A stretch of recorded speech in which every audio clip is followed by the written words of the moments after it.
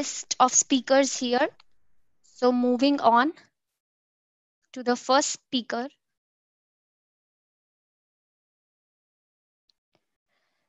So Suman Chakraborty is a senior DevOps engineer at the rate SAP Labs. He's managing and supporting DevOps for SAP ABAP on Cloud Foundry and Kubernetes platform. He has a strong interest and passionate about cloud native technologies, involved as community member and speaker with Collabonix Cloud Native and Data Management Group, Bangalore.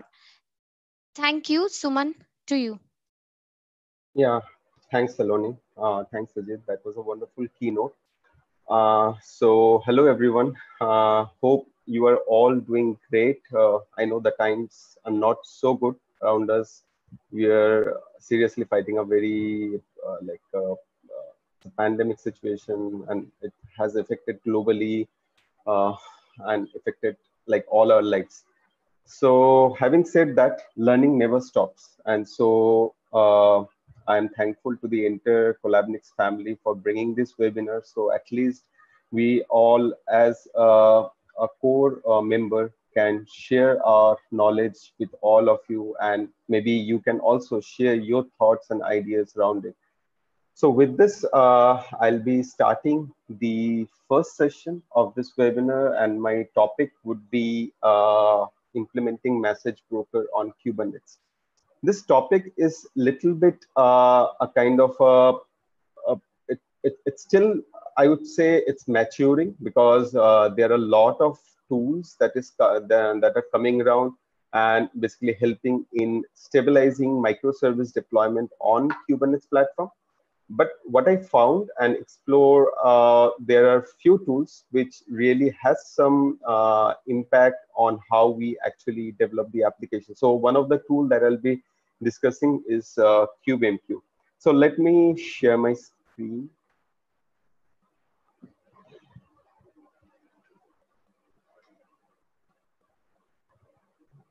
I hope my screen is visible. Yes, it is visible, Suman. Okay.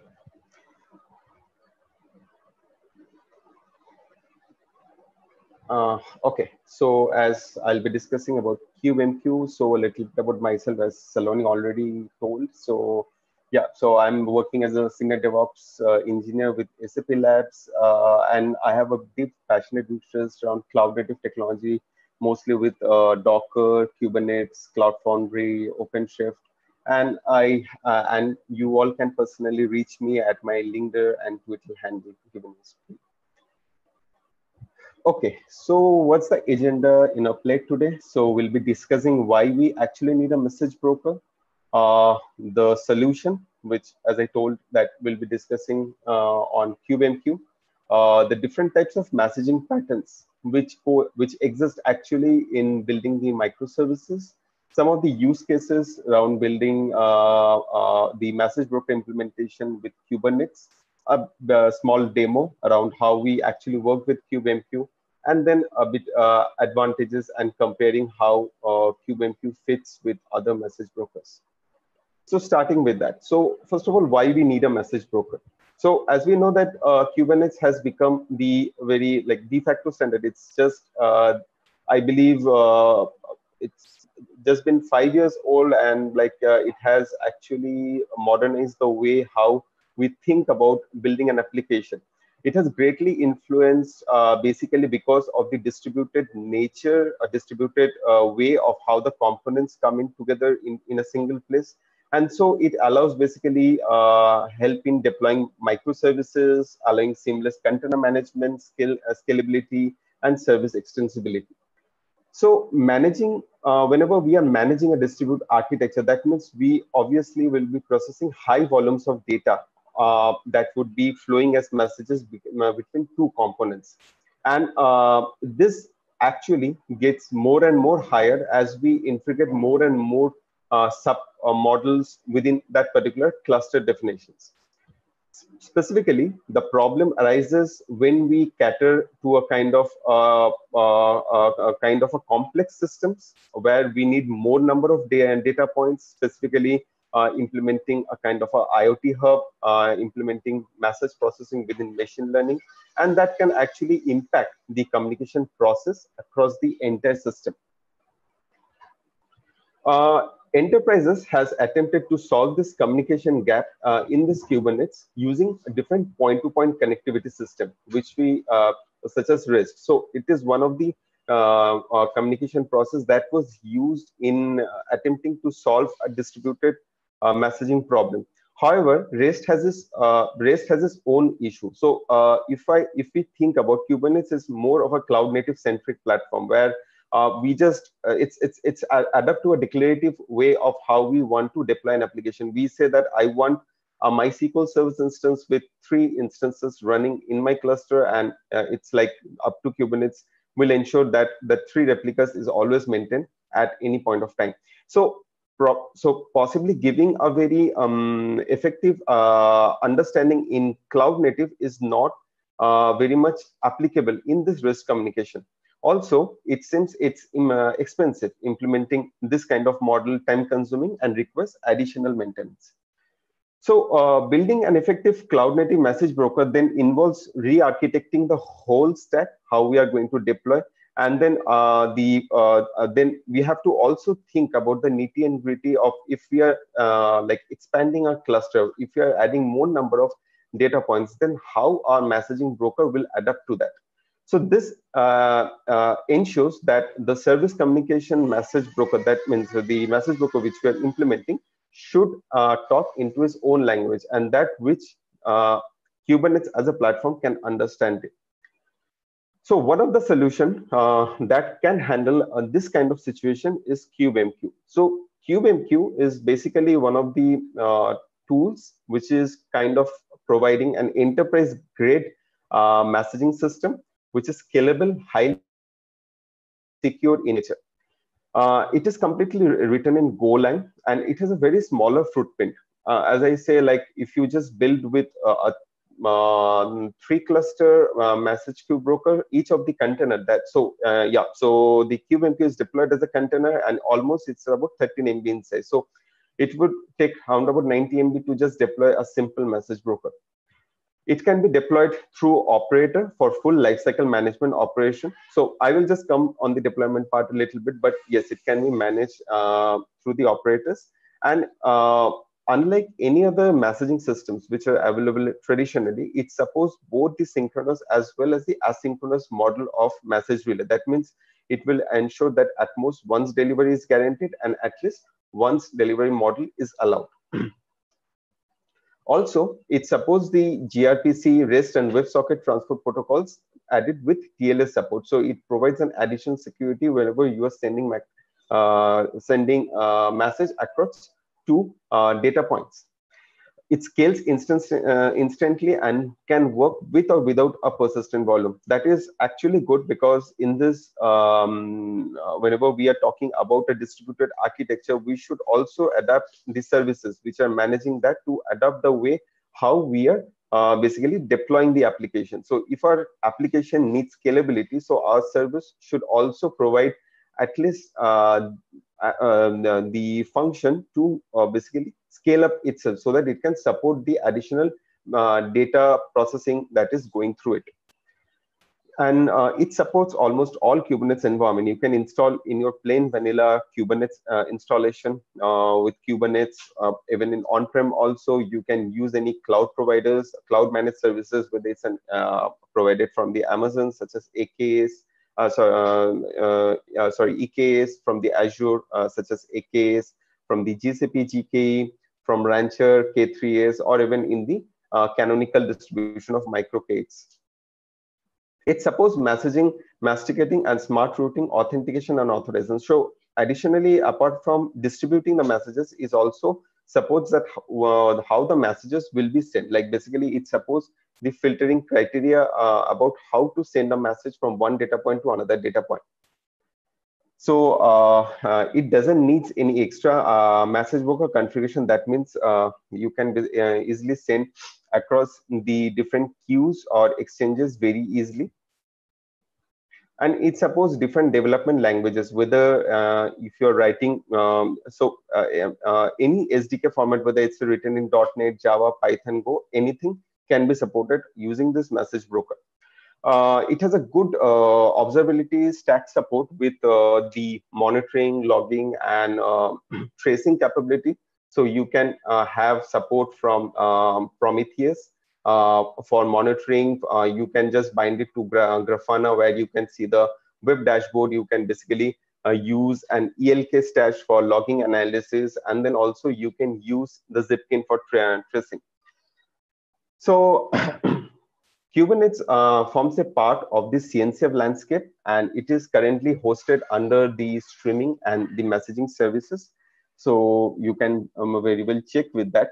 And yeah, it is gaining popularity apart from the traditional message brokers which are available, such as Kafka, Apache Spark, Vim, ActiveMQ. So coming into the different kind of messaging patterns. Okay, so why we need to understand this? Because then we will understand that how KubeMQ as a solution is actually solving that. So mostly we, in a distributed platform, we work with 4 different types. One is the durable queues, which basically provides a distributed, durable, first in, first out based queue with an enhanced set of features. Second is the PubSub stream. So every messaging queue, every messaging stream that is there on a very base level concept has a producer and has a consumer and has a channel. So producer is one who is sending the messages. He can send in one-to-one format, or he can send in one-to-many format. And there's a channel which basically channel where he basically sends the message. There is a set of consumers which also we call as the subscribers or the endpoints, who basically subscribes to that particular channel to receive that message. And the way how it is sent, it is basically differentiated across these 4 different patterns.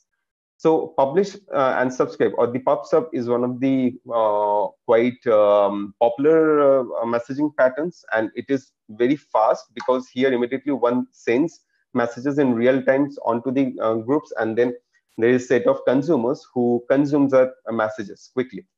RPC is basically where you request a service from a program which is located in another host with the CQRS flows actually. Now coming to the Kubernetes pattern of messaging use cases, how it happens. So mostly what has been seen in the Kubernetes world, so there are few different types of use cases which Kubernetes fits into. So first is the multi-stage pipeline. This is a simple kind of a pipeline where you have a set of messages which you are streaming from one of the path. So you can just consider these cylinders as kind of a channel that is going through. It is being processed at every hop based on the request destination where it should be, and then it goes from one message queue to another message queue and to the final stages based on how many stages you have implemented. And in between them, it processes different services, whatever the different functionality it needs to process on. Okay, but there can be some messages which cannot be processed, which we call it as basically bad message. Maybe there can be some protocol mismatch, or there can be some error in basically processing that message, and those actually goes into the dead letter message queue, which are being handled separately by a processor and basically put into the junk bin. Okay. Second is basically the task queue. So task queue is basically a kind of an asynchronic pattern which has a relationship with multiple producers to many consumers to process a particular job. So each service is pulling a message from the queue to process it. So there would be a central coordinator which will be pulling all the messages from the channel that it has subscribed to from multiple producers, and then it would be pushing them across, or basically broadcasting them, so that those messages can be again subscribed to in that channel by the workers. So here the main thing that happens is like it's not that one message has to pass over another message. It can be asynchronous, but the delivery is guaranteed here, one-time delivery. So the worker takes the jobs that it comes, and based on the processing the time frame, it processes and sends it to the destination. So next, which comes as is the PubSub stream. So this is a very important messaging pattern, which basically is used with many a kind of external sources such as IoT hubs, big data, machine learning hub, where you process it in a dedicated service such as database, pipeline, and storage. From there, you consume across multiple subscriptions. So this is a bit complex here because there would be multiple places where there would be the messages that would be storing in certain hubs for processing, and then from there the once the consumer subscribe to that, he takes it back and sends it to the final endpoint. Second is the PubSub real time. So that was what we talked about, is not asynchronous in nature, but this is a kind of a asynchronous pattern where a producer, again kind of a asynchronous way, would be sending the messages on a particular channel. The channel would be basically consume the streams that is coming in. So basically he would be listening on to the message that would be coming in, which is produced in real time. And then this message is again further sent to a channel where there would be multiple subscribers hooked to the channel to receive that message. And this takes place all in an asynchronous pattern. Now, coming into before implementation, we need to understand that what CubeMQ actually provides. So CubeMQ as a tool or a technology has two different plans to offer. One is the community plan and the other is the enterprise plan.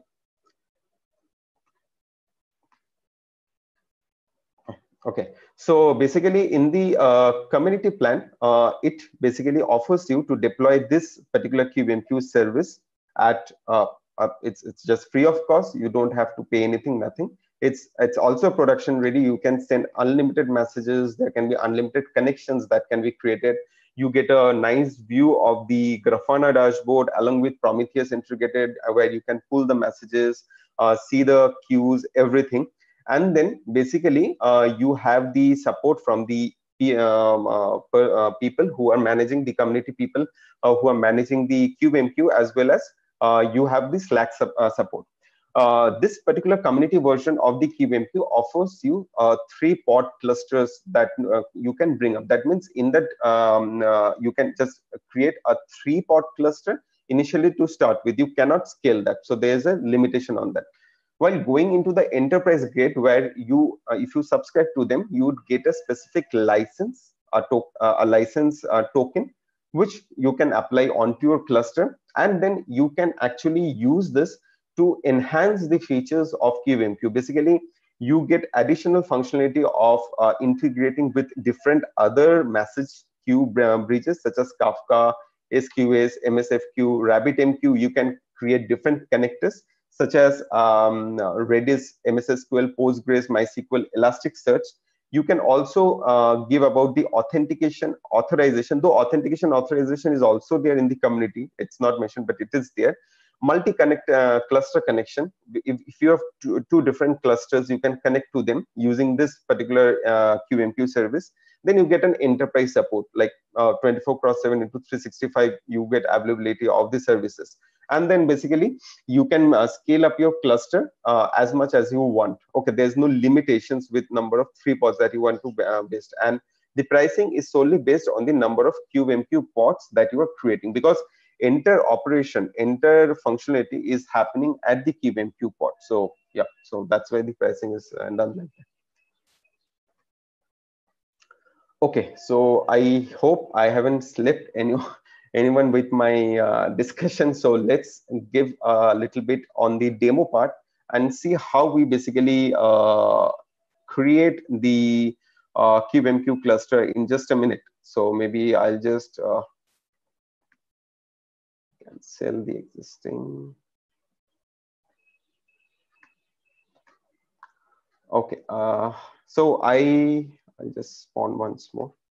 I just launched it in case if Catacoda is not working. So basically, I'll be showing this demo in this Catacoda environment. So Catacoda basically helps you to bring up a Minikube version of the OneNode installation of the Kubernetes environment. And so basically, I'll just create a simple OneNode Kubernetes cluster, because my intention is not to go directly into what components is running Kubernetes, rather than how we basically install with kubemq. So let my Minikube start.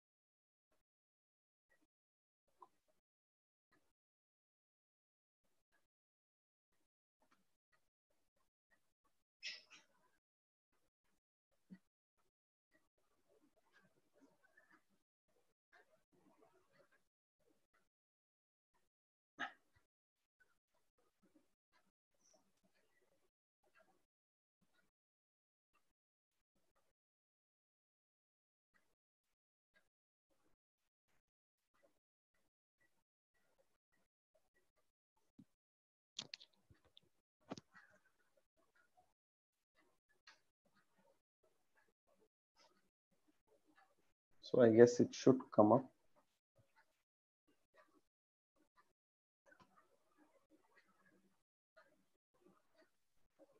Suman, can you present your demo screen? We are still not able to see. Okay, yeah. Is it not presentable? Only we can see your PPTs. Oh, okay, sorry. Yeah, share the second. Yeah, yes. Sure, okay. Sure. I just shared screen wise, so maybe.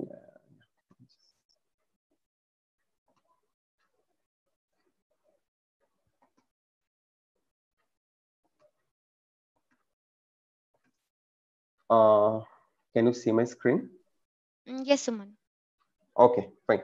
So I have this just configured the Kubernetes in my category environment, and I'll just see if my nodes are ready. Yeah, it's ready. So what I will just do, I will first deploy the kubemq. It comes as a okay. So before that, I was just talking about how we basically bring up. Okay, so currently the preferred way is that you can actually bring up using the so there's a deployment YAML file that you can basically use and bring up your entire kubemq cluster on the environment. Else, you can go ahead and use Helm chart. Helm is one of the other possibility through which you can actually create the cluster here. The other that they are providing is the Operator SDK, where they had recently announced partnership with just Red Hat.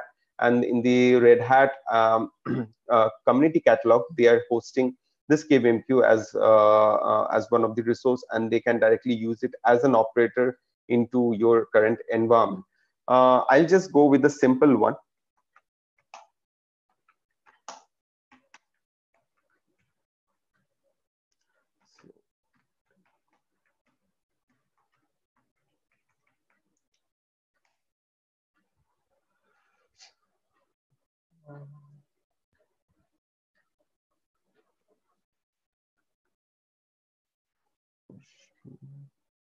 Okay, I think it's fine. It's just one. I'll just see once.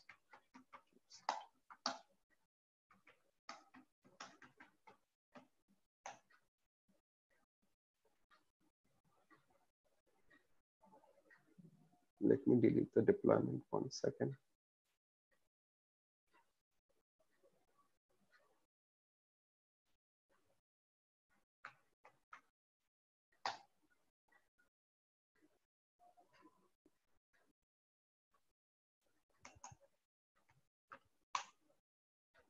Okay, so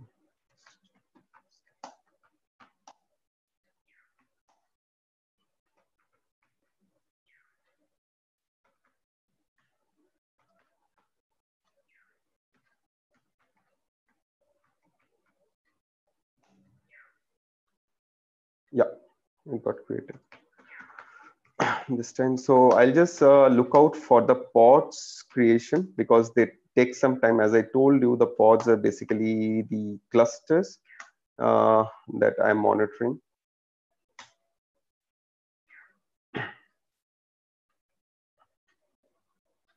So as you can see, there are the clusters that are coming up.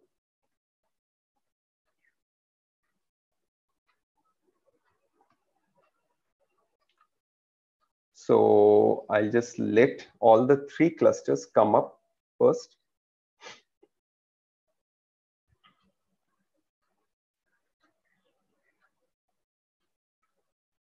Yeah, it has come up.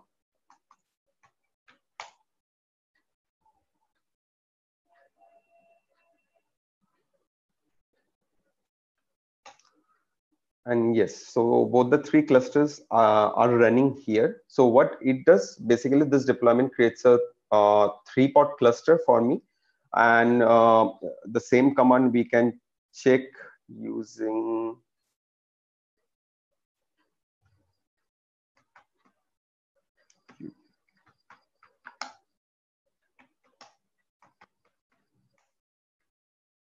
so this is the cluster that it has bought, which is the name as kubemq-cluster.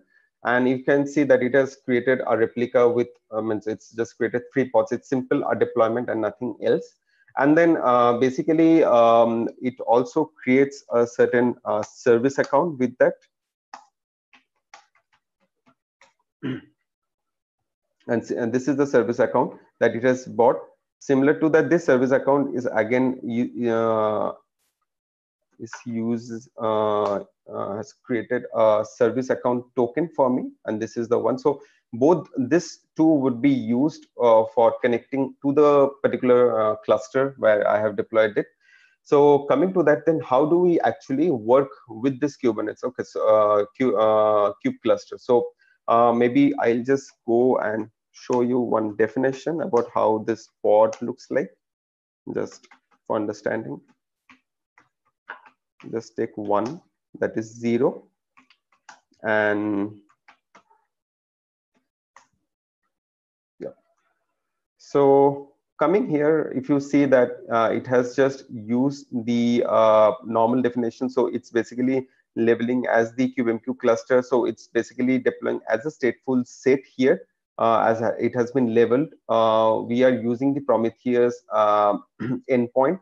And also we are basically scrapping the metric, so we are just giving it to true, and then we have basically defined what should be the environment inside that we are running. So the cluster name is kubemq-cluster, and then we have mounted as a service account, as we have already seen, and this is the default events that has happened. So this is a normal, nothing fancy, it's just as normal that we work in a normal Kubernetes environment. Okay.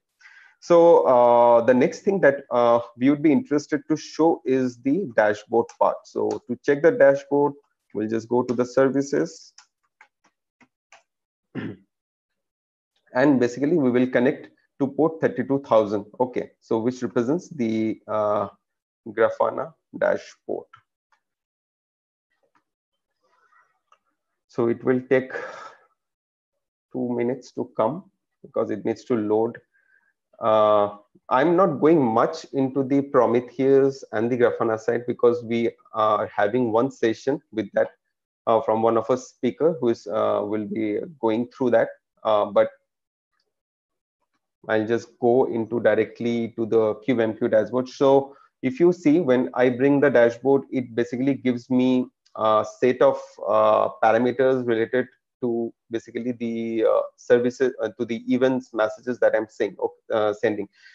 This gives you a good graphical way to know that how many, like what is the queue that you are running, and then basically what is the volume rate of the message that you are passing. Are there any errors that are encountered during sending the messages?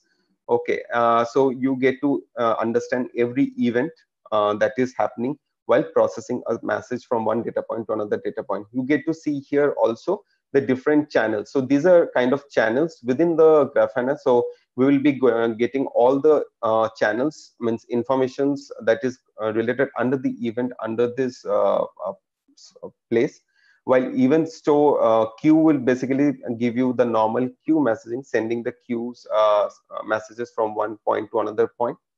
And then basically in the queries, we go here, and basically we can also check about the number of query messages which has been sent. This is customizable anyway, so you can add more number of functions that if you want. You can just go to the settings and you can enable much functions as required. But I'm just using the current default versions. Okay, just like normal way how you use Grafana. Okay.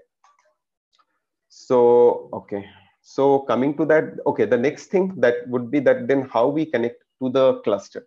So QMQ gives you the gives you one of the CLI which can be used to connect to the cluster, just like we use kubectl as the binary to connect to the Kubernetes environment. So similarly, there's a kubemq kettle which we will be using to connect to the environment. Okay, so I'll just deploy that. So I just have a script for that which I'll be using.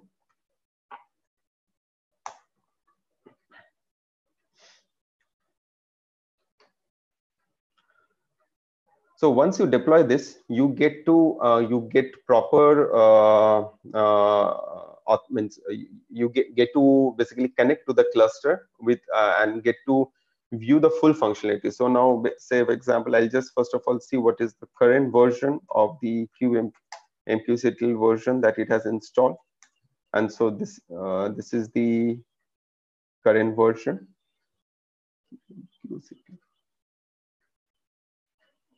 Okay, so now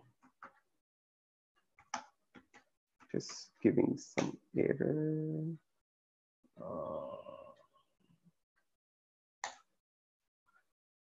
Okay, so this is one more important feature. If you are managing kubemqctl through for your different Kubernetes environment, then if it is not able to find the correct configuration, you can simply drag and drop and select that particular configuration and basically select that.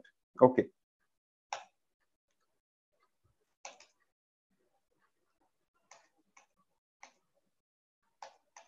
So I'll just go with the default one.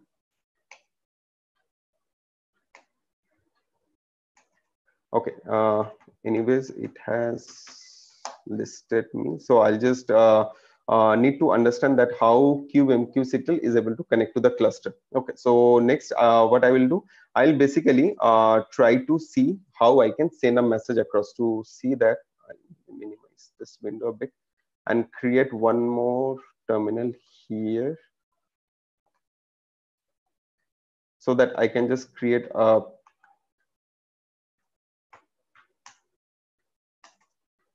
kind of a pops up mechanism. So basically, first of all, I'll just send a simple queue message to understand if it is able to connect to the right cluster. So kubemqctl queue send. So I'll just hold the channel as Q1. So in this channel, I'm sending a hello world message. Okay, so what I have done, I have basically connected to the cluster with the Minikube, and then I have posted a message called hello one on the channel Q1. So if I'm into this channel, I can very well listen to that. Okay, so now I'll go to the terminal 2. CTL Q receive on Q1.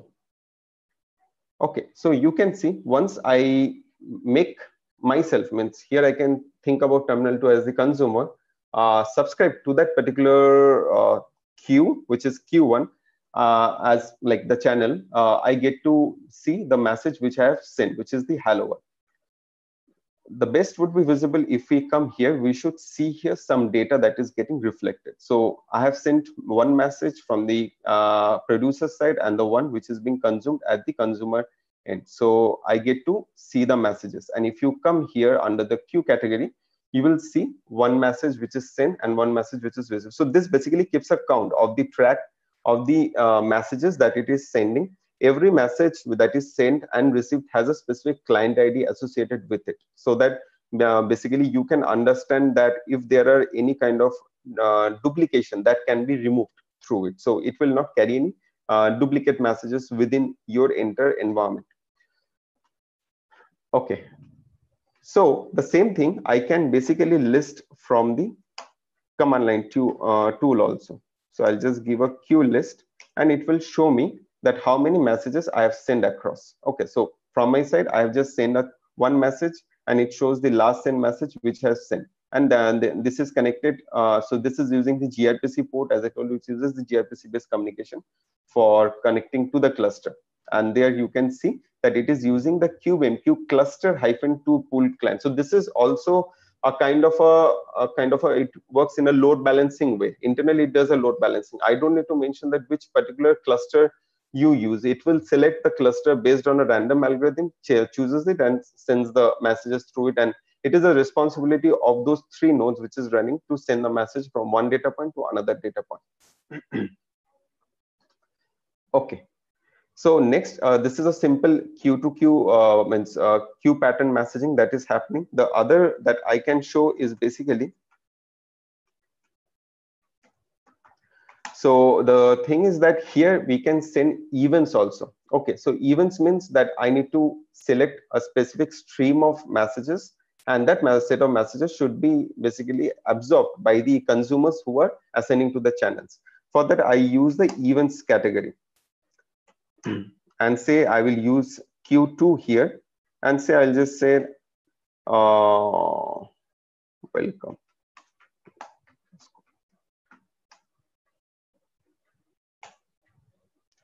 So you can see that it created an event for me. It basically send a message to CubeMQ welcome to OSConf. With that message, it sent me. Now, if here I have to go, I need to basically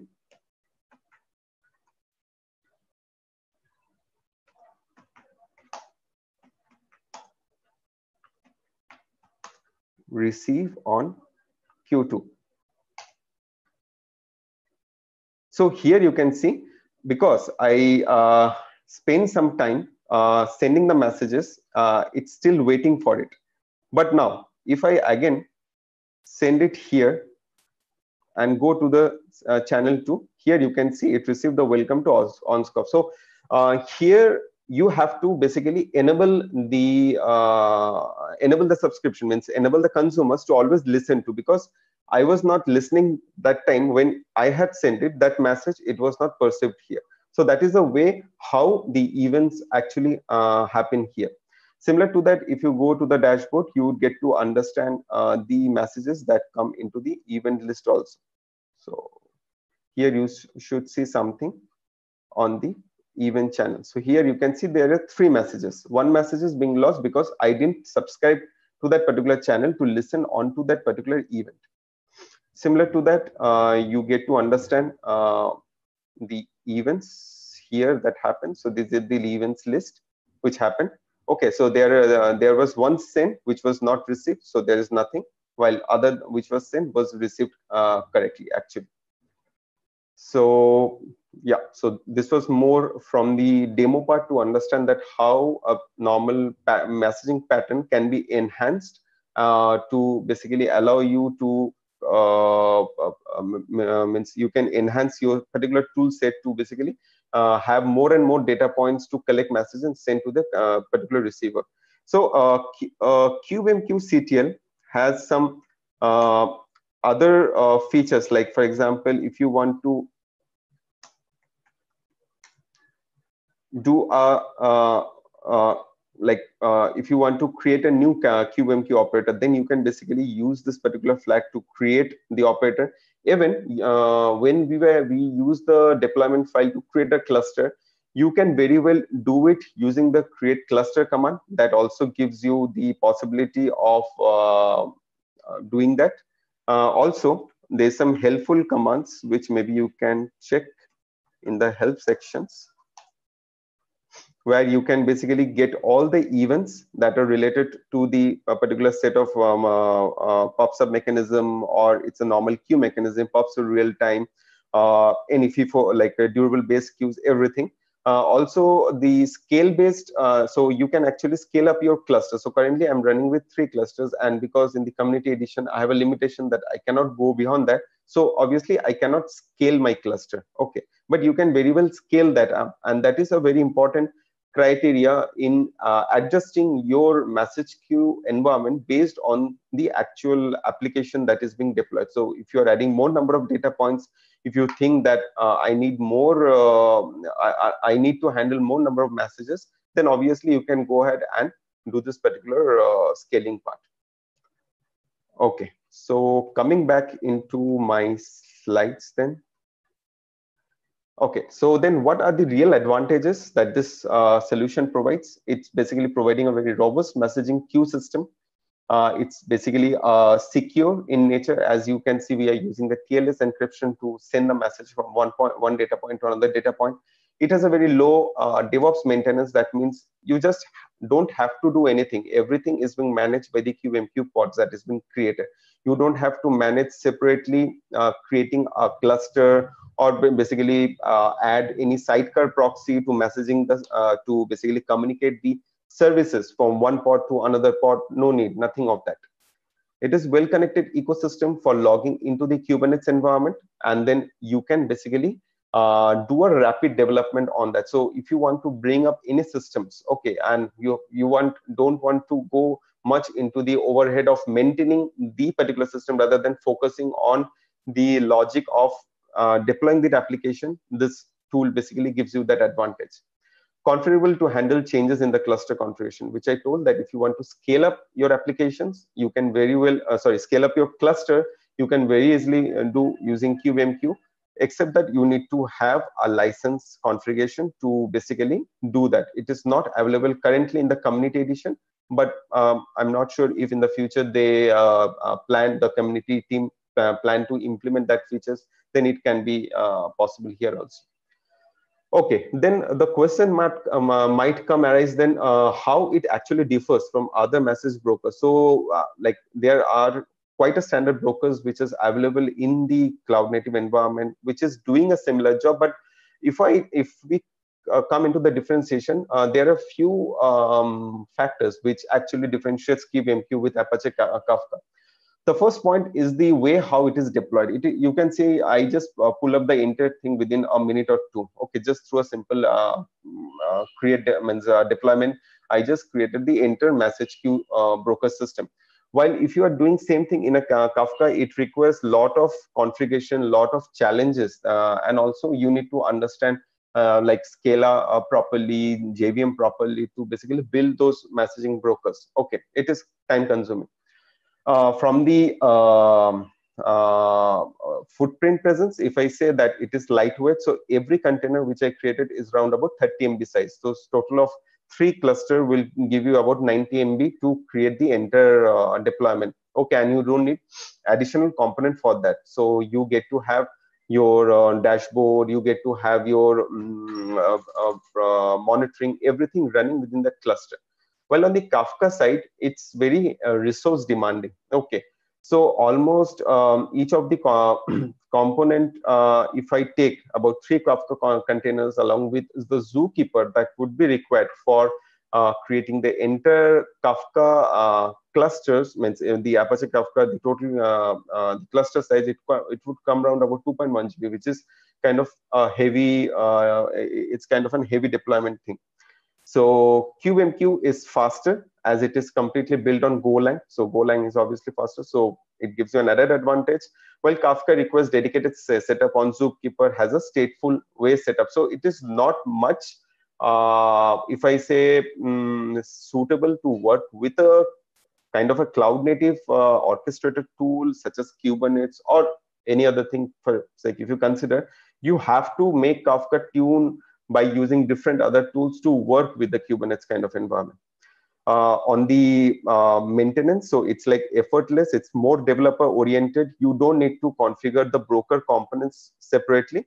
In Kafka, you require complex and dedicated setup to basically set up the Zookeeper, and you need some additional skill set around Java and Scala. Okay, so here you don't need to understand, or you don't need to know much on the development side to at least set up the cluster. So I didn't know anything, so I just set up. I didn't do any single coding here. The thing, the fifth one is that it supports almost all the messaging patterns which are available, whether it's a synchronous, asynchronous, PubSub, everything. While Kafka currently supporting the async messaging patterns only. KubeMQ is off-the-shelf integrations. It's much more cloud native oriented, supporting the current way of how things would be built on a distributed architecture. While in the Kafka side, it basically requires additional configuration and adjustments that you have to make. So some of the references that you can refer to. So this docs.qmq is a good way to start. You can understand that how you can build a cluster. So first try to build up on the using the community version. Try to first get into understanding how you can fit your use case with this tool, how you can see the differences between your existing setup and the current setup. And there are you can also refer to the qmq.io blog where they list or publishes the current updates that happens here.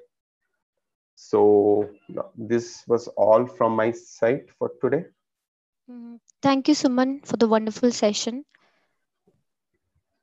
Okay. And I would like to address one of the question, because many people like Venkat, Ankit, and Shivdeep asked the same question, like how we can compare QMQ with Kafka. You have already addressed this.